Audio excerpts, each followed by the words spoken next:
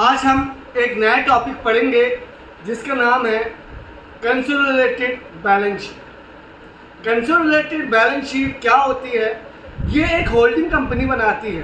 कौन बनाती है? Holding company. मेरा पिछला लेक्चर आप लोग देख लेना, उसमें मैंने बोला है होल्डिंग कंपनी क्या होती है।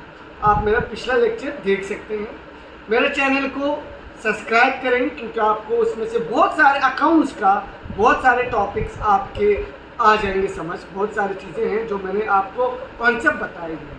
तो आज हम पढ़ेंगे कंसोलिडेटेड बैलेंस शीट, और कंसोलिडेटेड बैलेंस शीट में हम लोग कैसे बनाते हैं उसको देख लेंगे। कंसोलिडेटेड बैलेंस शीट समझ लो बच्चे, दो कंपनी, एक होल्डिंग कंपनी है, एक सब्सिडियरी कंपनी है।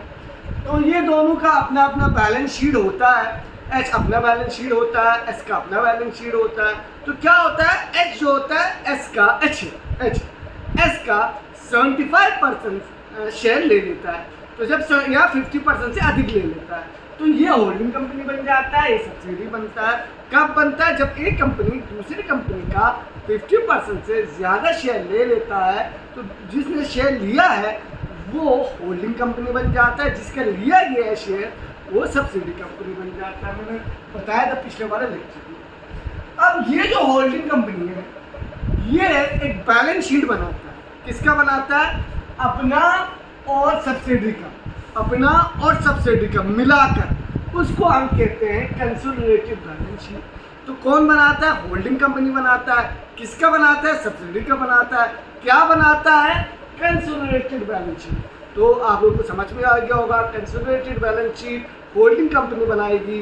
किसका बनाएगी? अपना और सब्सिडी दोनों को मिला के एक बैलेंस शीट बनाएगा, जिसको हम कहेंगे कंसोलिडेटेड बैलेंस शीट।